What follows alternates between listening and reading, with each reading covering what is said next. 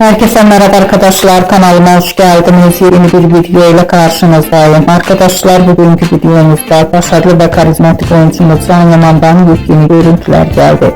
Can Yaman'ın hayranıyla olan eşim görüntülerini sizler için YouTube kanalımda video halinde sunuyorum. Umarım beğenirsiniz. Arkadaşlar, videomu beğendiyseniz kanalımı izlemeyi ve bildirim butonuna basmayı unutmayın. Şimdilik benden bu kadar olsun. Yeni videomuzda görüşmek üzere. Hoşça kalın.